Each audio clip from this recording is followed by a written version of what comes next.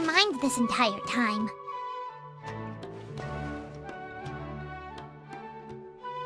Traveler, Paimon. I finally found you. Finally? Did something happen? Don't you feel like there's something off about this year's Academia Extravaganza?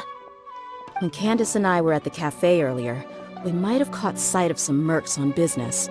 Thing is, they were disguised as tourists here to shop. But no disguise can mask the stench of blood.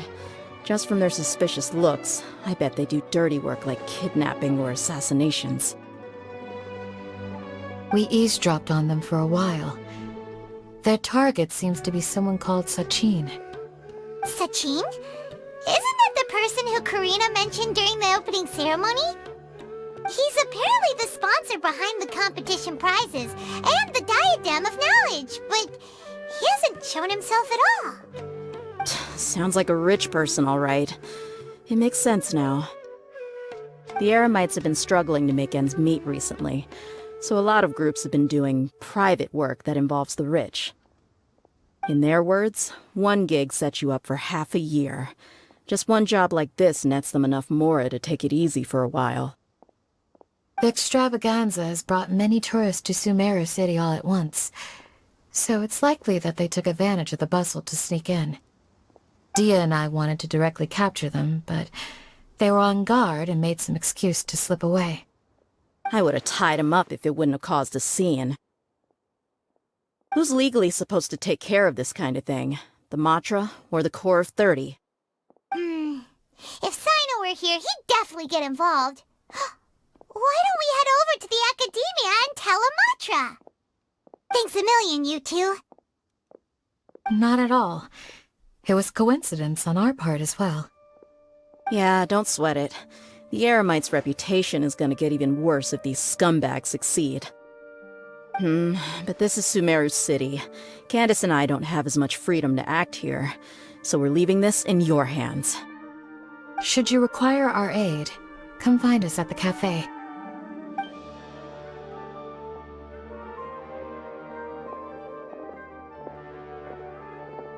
Paimon's noticed that something's bugging you.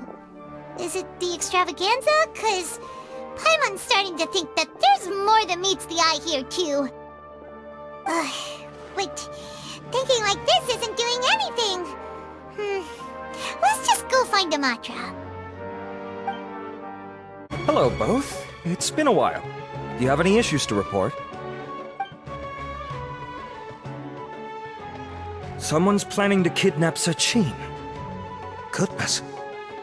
Though I suppose it's not all that surprising.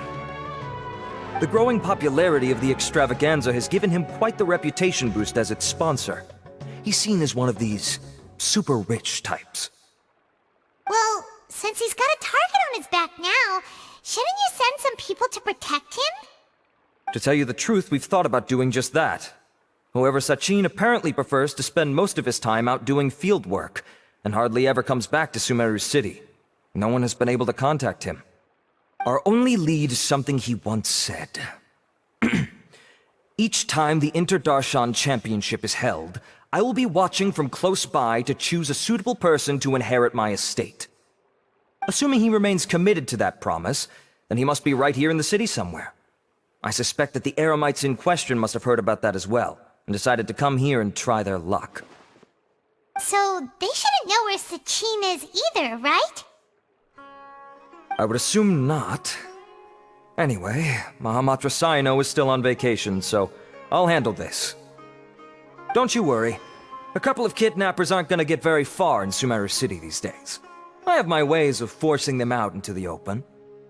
All of that said, if you're interested in Sachín's story, why don't you try tracking him down as well? The sooner we ascertain his whereabouts, the quicker we can act to ensure his safety. I mean, you could task all the Matra and the whole Core of 30 with someone's protection, but if the client doesn't show themselves, there's nothing we can do to help them. Fair point. Guess we should start searching for him too, but where should we start? None, I'm afraid. He's never committed any crimes or broken academic protocol, so we don't have a very detailed file on him.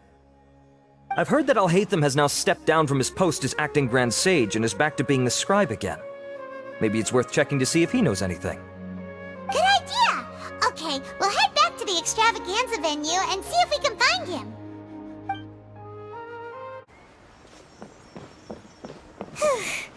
Hey, Nilu, have you seen Alhaitham anywhere? Alhaitham? Why, what is it? We're trying to track down someone and we need him to pull up some records for us. Oh, I see. Sorry, I don't know where he went. He's always the first to leave after the competition ends, and he never tells anyone where he'll be going. Huh. Yeah, actually, that sounds about right for him. Let me think. To be honest, he doesn't seem very interested in the extravaganza, so he probably doesn't stick around longer than he has to. To him, being a commentator is just extra work he was roped into. Do you guys know of any places he'd go after work? Ooh, maybe. Paimon remembers that his house isn't that far from here, so we might as well check it out.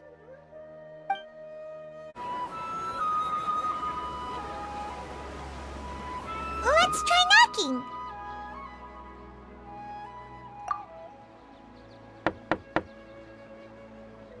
No answer?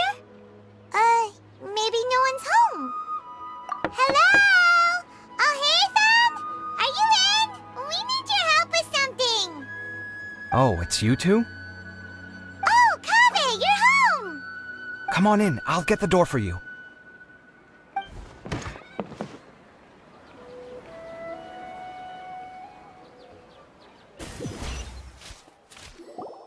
We didn't hear a peep when we first knocked. We thought no one was home. Well, I can't be too careful. If someone from the academia came here looking for Alhaitham, and I opened the door for them without thinking, before long the whole city would know that I'm living here.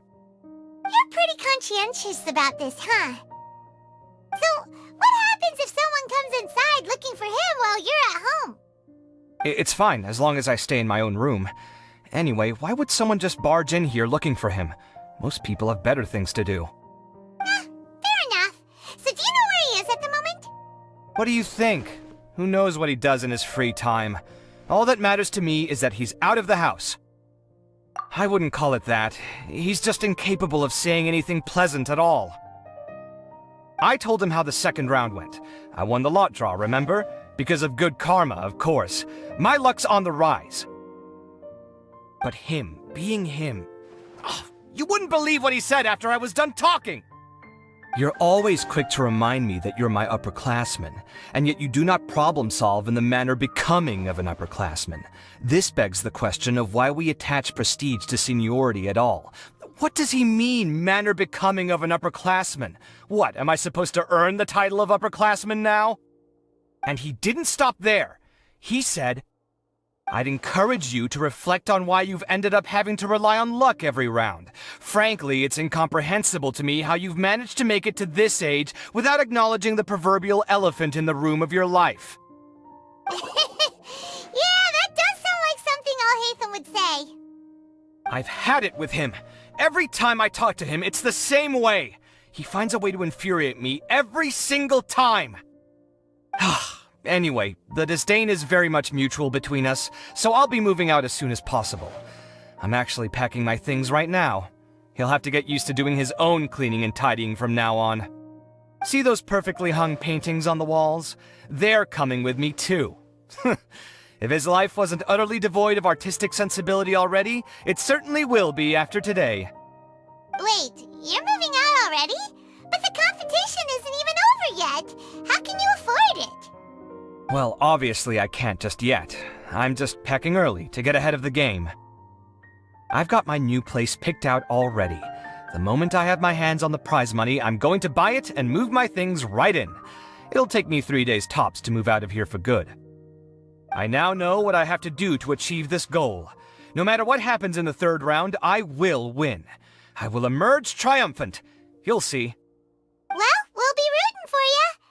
But are you sure you'll be alright? In what way? Layla said that she thinks you'll get caught up in internal conflict. Meaning what exactly? Oh, don't tell me you think I have serious personality flaws too. Oh, we didn't say that. But think about it. You say you want to win, but you also turned Farozan down when she offered to give you her points.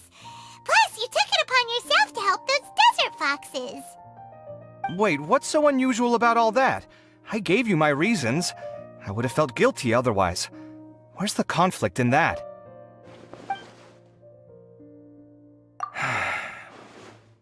Well, when you put it like that, yes, why indeed?